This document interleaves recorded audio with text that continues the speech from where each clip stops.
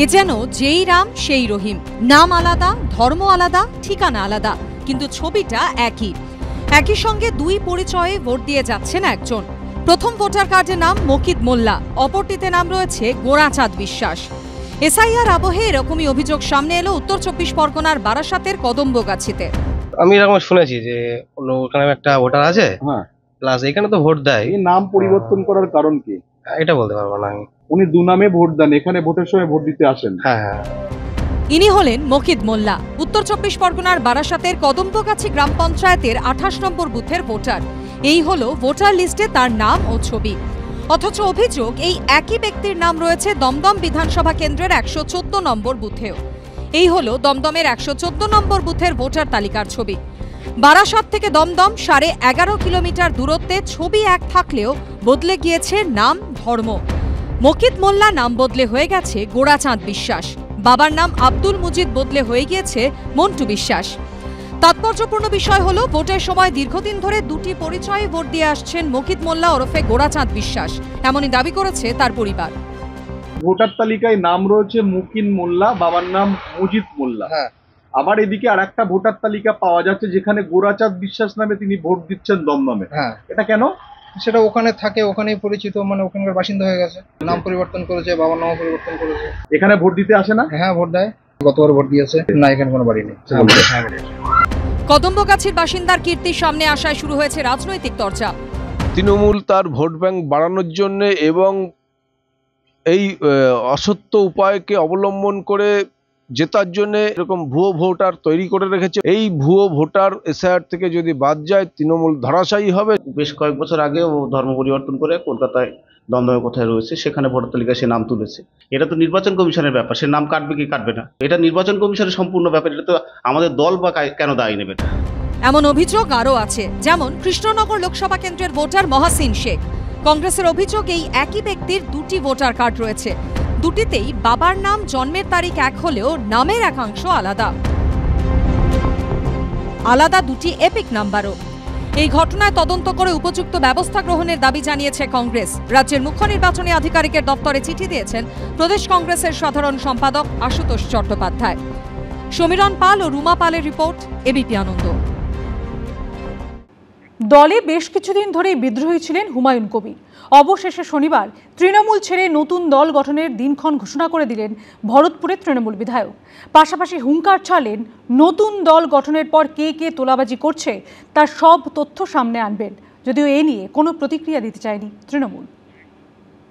আগামী দল গঠন করি, তারপরে কে কোথা থেকে টাকা তুলে এর মোকাবেলা আগে করব, কে কোথায় তোলাবাজি করছে, কে কাকে টাকা দিয়ে নেতা সাজছে, এদের আগে প্রতিরোধ করব।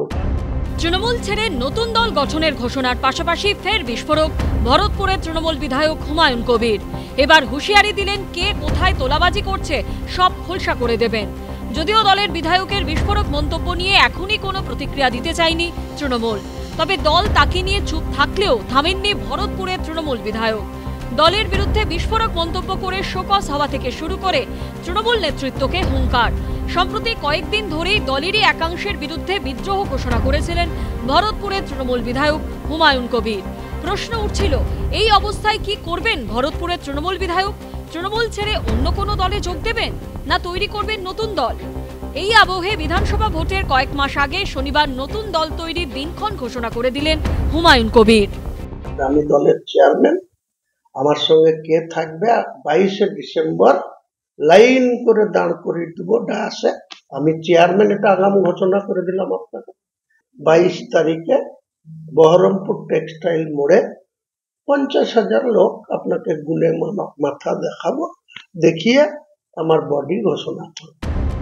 সম্প্রতি 26-এর বিধানসভা ভোটে বিজেপিকে 50-এ নামিয়ে আনার চ্যালেঞ্জ ছুড়েছিলেন অভিষেক বন্দ্যোপাধ্যায়। বিজেপিকে 50-এ নামাবো, ক্ষমতা থাকলে চ্যালেঞ্জ অ্যাকসেপ্ট করব। এদিন নাম না করে সেই প্রসঙ্গ তোলেন ভরতপুরের তৃণমূল বিধায়ক। তৃণমূলের বিরুদ্ধে ছুড়ে দেন চ্যালেঞ্জ। যাদের রিপোর্টের উপরে নির্ভর করে তারা অনেক গর্ব করে বিজেপিকে বলছে 50-এর নিচে নামিয়ে দেবো, নিজেরা 250 পাস করব, সেই সংখ্যা কোথায় নেমে আসবে যাদের দল তারা বুঝবে। আর আমি যে দল করব, কার সঙ্গে নিয়ে করব, আমার দলের রেজাল্ট কি হবে আমি সেটা মানুষ বলবে। আমি নিজে রেজিনগর থেকে ভোটে লড়বো। যদিও এই বিষয়ে কোনো মন্তব্য করতে চায়নি তৃণমূল, কিন্তু মুর্শিদাবাদ জেলা তৃণমূল নেতৃত্বের পাশাপাশি তার ক্ষোভ যে রাজ্য নেতৃত্বের উপরেও রয়েছে তাই দিন পরিষ্কার করে দিয়েছেন ভরতপুরের তৃণমূল বিধায়ক। রাজ্য নেতৃত্বের প্রশ্রয়তে তো এরা এত বড় কথা বলছে, তা নাহলে যে অভিষেক বন্দ্যোপাধ্যায়ের ঘরের ভিতরে মিটিং ডাকে সেই মিটিং এর গল্প অভিষেক বন্দ্যোপাধ্যায় হুইপ দিয়ে বলছে যে ঘরের ভিতরে যা হয়েছে বাইরে যেন এই কথা না যায়। তারপরে সেই মিটিং এর অভ্যন্তরে কি হয়েছে সেই কথা বহরমপুর বাস স্ট্যান্ডে বলবে, আমাকে জাত তুলে কথা বলবে। অতীতে একাধিকবার দলের বিরুদ্ধে মুখ খুলেছেন ভরতপুরের তৃণমূল বিধায়ক, তাকে শোকজ করা হয়েছে, তার জবাবও দিয়েছেন। এই অবস্থায় তার নতুন দল গঠনের ঘোষণা নিয়ে তড়িঘড়ি কোনো মন্তব্য করতে নারাজ কংগ্রেস। কার্যত একই অবস্থান নিয়েছে বিজেপি। উনি অনেক সময় অনেক কমেন্টস করেছেন, আমি জানি না সেটা ইমপ্লিমেন্ট কতটা বাস্তবায়িত হবে। ওনার পেছনে কে ইনভেস্ট করার জন্য এসে দাঁড়িয়েছে, কার ভোট কাটার জন্য ওনাকে সামনে আনা হচ্ছে, না সত্যিকারের উনি আদর্শ নীতির জন্য লড়াই করছেন, আগামী দিনে তা মানুষ দেখতে পাবে। দল কি করবি সেটা ঠিক কর আগে বাবা, দলের নাম কি হবে, দলে কারা কারা থাকবে কেউ জানে না, শুধু চেয়ারম্যান ঠিক হয়ে গেছে আর বাকি চেয়ার খালি আছে, পাগলের প্রলাপ। আগামী 22শে ডিসেম্বর হুমায়ুন কবিরের মঞ্চে কে কে থাকেন সেটাই দেখার। রাজীব চৌধুরী, ঝিলম করঞ্জাই ও সুদীপ্ত আচার্যর রিপোর্ট, এবিপি আনন্দ।